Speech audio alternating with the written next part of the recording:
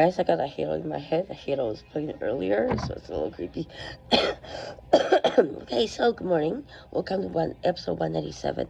I seem to forgot about this episode, which is on twice exceptional brain differences.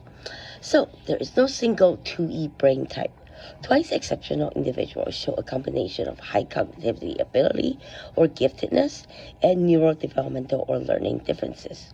The brain differences depend on the specific combination involved. For example, gifted plus ADHD, or gifted plus autism, or gifted plus dyslexia, or PTSD, or whatever it is. Uneven brain development is one of the symptoms. One of the most common patterns in that is asynchronous development. Some brain systems develop very rapidly, while others develop more slowly as they age and develop differently. So the way that people actually cope with this is obviously with CBT as well as medication, because your body is always changing. If you're doing CBT as a kid already, keep doing it. Guaranteed, keep doing it. Might cut down your meds until you're adult, but keep doing your CBT. That's the most important part to complement with your medication, or else it's not going to work.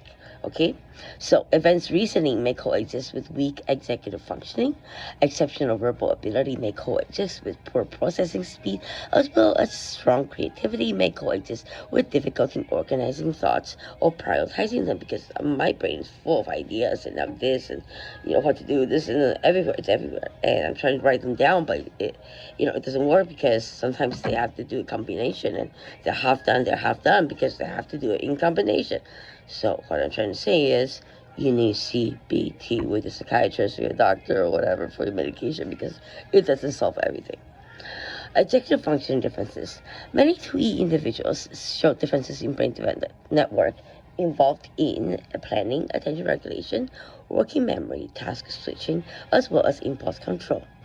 These functions are strongly connected to the prefrontal cortex, frontal cortisol networks, as well as dopamine regulating systems.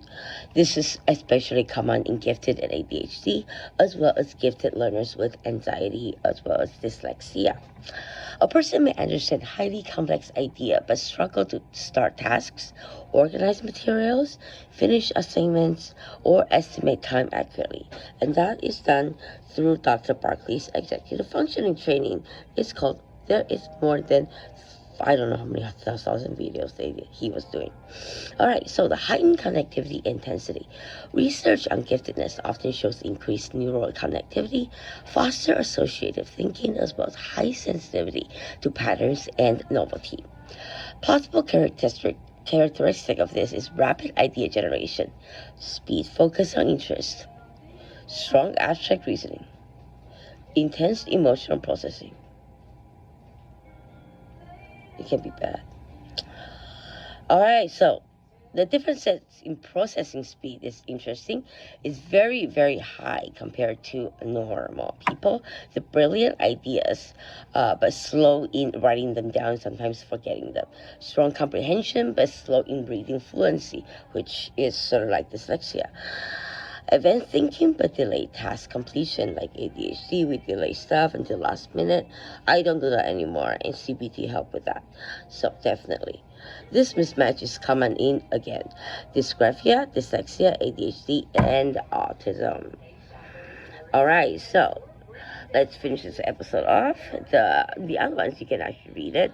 The emotional intensity in 2E are greater than responsiveness than others. Deeper empathy, stronger moral concern, as well as heightened awareness. This can be used for social engineering, such as blaming yourself on failure, criticism, uncertainty, social rejection, and can increase anxiety, perfectionism, burnout, some other mental health issues or symptoms that might come up that might cause a misdiagnosed for ADHD as part of ADHD or 2E exceptional, when they are just symptoms. So, like I said, there we go again. Masking and compensation. Highly intelligent individuals often develop compensatory strategies. Memorizing instead of decoding a text. Using reasoning to compensate for attention problems. I do that. Avoiding tasks that expose weaknesses.